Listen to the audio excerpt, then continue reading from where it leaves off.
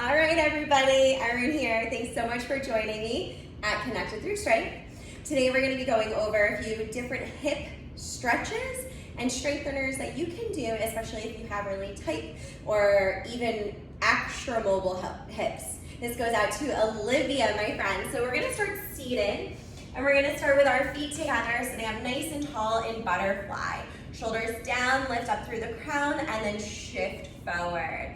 Try to breathe into the inner thigh stretch and never force it. So this is one that you can do anytime while you're watching TV, while you're in bed.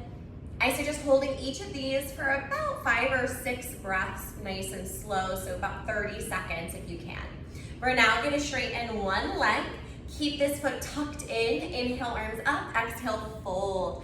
Then take the same side hand, gently press down. So this is going to help release the low back connected to that glute med and glute min area. After about 5 or 6 breaths, switch to the other side. I'm obviously just going a little bit quicker so I can show you all of these.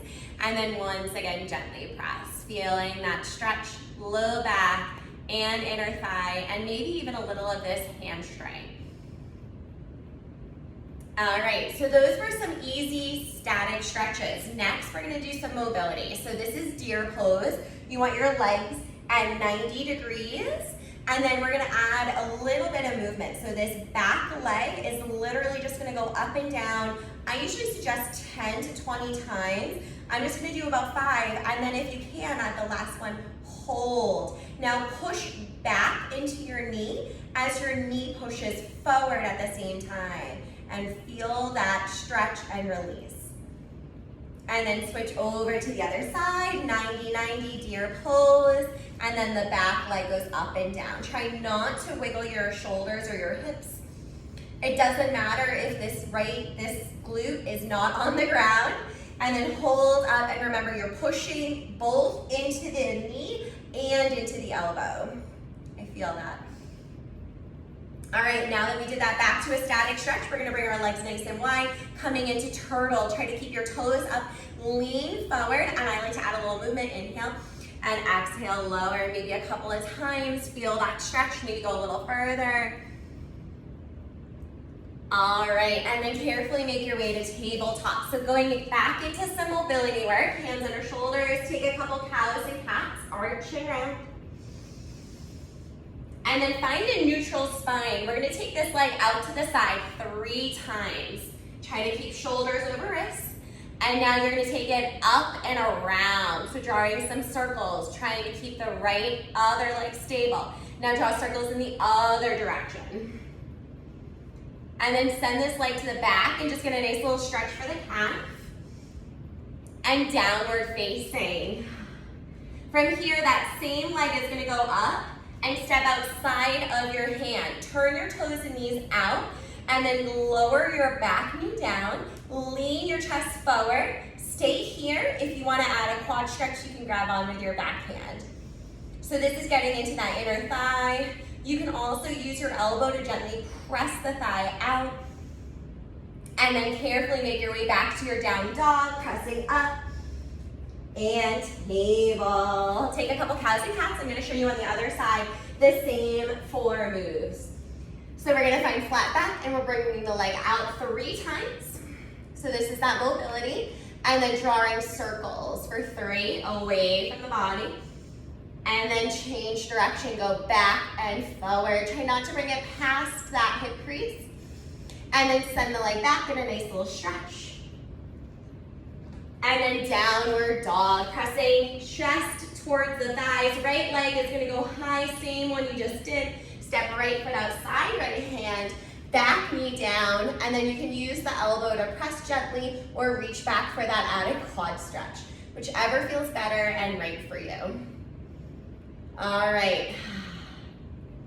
Now that we're ready, we're going to bring both hands down, and we're gonna step our other foot outside of our left hand. So we're gonna come into Malasana Yogi Squat. So the chest is up, shoulders are down, glutes are low, and if you wanna add on, it's a nice little twist each side. And then simply fold down. Roll it on up. Okay, so same idea. We're gonna lift this knee up and then bring it out to the side 3 times. So this is adding in a little bit of balance and stability work. And then switch. So the same thing we did in tabletop, but standing. Really good for hip mobility and stretching. Perfect. Warrior 2. So this isn't a yoga flow. These are just yoga poses and stretches you can do for your hips. Shrug your shoulders and then add that side angle. So the elbow comes down, the heart goes high. I do suggest doing these moves in this order because as you can tell, they got progressively more complicated, more intense. And then switch to the other side. Other foot turns, knee bends. Ooh, I just got a little hip release. And side angle. Trying to keep bending into that front knee. Pushing down through the pinky edge. Turning your heart open. And lastly, you're going to turn all 10 toes straight and fold down. Come up halfway, please. Bend into your right knee. And then Skandasana. So hands can stay low, or the opposite arm and your toes go up and you lean back. And then I really love bringing the hands forward and stretching out those hips. Careful, come to the other side and stretch. Feel it, breathe through it. Both hands down if you'd like. And return through center. Slowly roll all of the way up, and then walk, step, or hop your feet together. Ta-da! So those were some simple, easy things you can do to help with your hips. I would suggest, like I said, starting with the seated stretches and then moving your way up, ending with those Skandasanas, the little side lunges. If you have questions, let me know in the comments below, and I hope to see you in a class sometime soon. Thank you.